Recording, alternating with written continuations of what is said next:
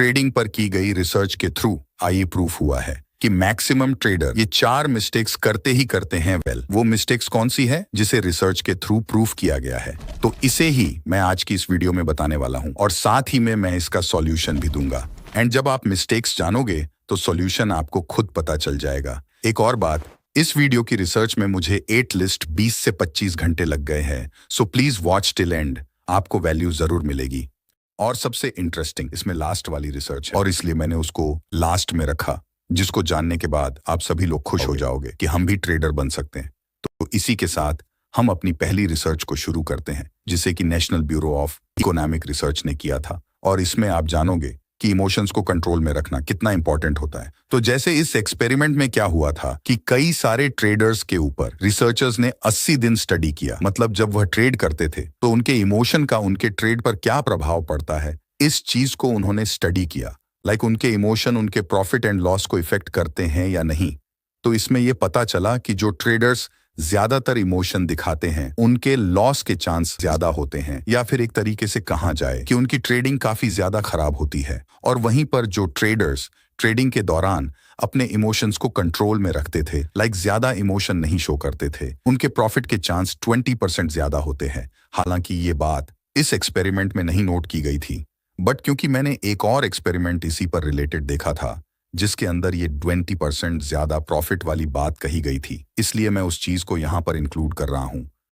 तो यहां अगर कुल मिलाकर देखा जाए तो हमारे जो इमोशंस होते हैं वह हमारे ट्रेडिंग पर एक नेगेटिव इम्पैक्ट ला सकते हैं। सो आप ट्रेडिंग के टाइम अपने इमोशन और रिएक्शंस को कम से कम दिखाने का ट्राई किया करो। ओके, तो अब हम नेक्स्ट स्टडी पर चलते हैं जो कि लगभग इसी के रिलेटेड है, जिसको ओडियंस स्टडी कहा जाता है। इसमें क्या हुआ कि ओडियन ने तकरीबन 10,000 ट्रेडर्स के ट्रेडिंग अकाउंट को लिया और वह जो ट्रेड किया करते थे तो ट्रेडिंग के टाइम उनके बिहेवियर और उनके रिजल्ट्स में एक कोरिलेशन चेक करने की कोशिश की। तो यहाँ पर उनको एक बेसिक सा कोरिलेशन दिखा कि जो मैक्सिमम ट्रेडर्स थे वो लॉस के टाइम अपने पोजीशंस जल्दी कट नहीं करते थे, मतलब लॉस होते रहता था और वह अपनी पोजीशन को पकड़े रहते थे।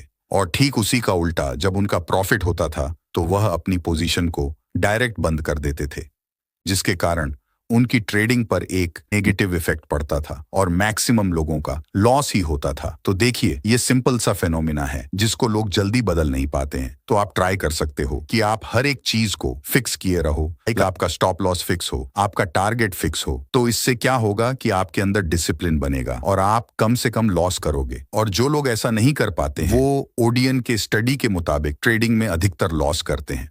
अब नेक्स्ट थ्योरी जो है उसका नाम है प्रोस्पेक्ट थ्योरी, जो कि डेनियल कॉन और एमोस ट्वेर्स्की के द्वारा बनाई गई थी। तो इस थ्योरी के अकॉर्डिंग जो ट्रेडर्स होते हैं वह लॉस की तुलना में प्रॉफिट को थोड़ा अलग तरीके से देखते हैं, या फिर एक तरीके से कहा जाए तो वह प्रॉफिट को ज्यादा इंपॉर्टेंस देते हैं। मतलब अगर उनका लॉस हुआ तो उनके हिसाब से ये उनके कारण नहीं हुआ है, वह इसका ब्लेम दूसरों को देना शुरू कर देंगे। मतलब वो लॉस को जल्दी एक्सेप्ट नहीं करना चाहते, और जैसे ही प्रॉफिट होता है वो उसको तुरंत अपना मानने लगते हैं और उसको डायरेक्ट एक्सेप्ट कर लेते हैं। मतलब कि जब लॉस होता है तो उनके हिसाब से ये लॉस मार्केट के कारण हुआ है और इसलिए वो उसको जल्दी एक्सेप्ट नहीं करते हैं।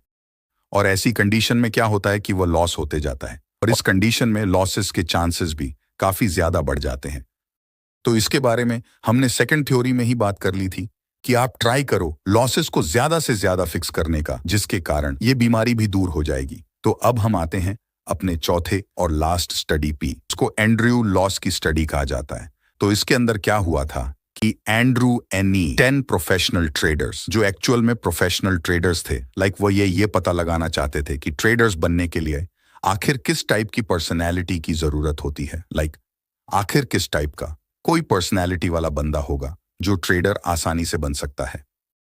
तो यहां पर उन्हें पता चला कि TRDer बनने के लिए किसी भी टाइप की पर्सनैलिटी की जरूरत नहीं होती है। आपकी पर्सनैलिटी किसी भी टाइप की हो, बट फिर भी आप एक सक्सेसफुल ट्रेडर बन सकते हो, एक प्रॉफिटेबल ट्रेडर बन सकते हो। एंड्रयू लॉस की स्टडी का कंक्लूजन यही निकलता है।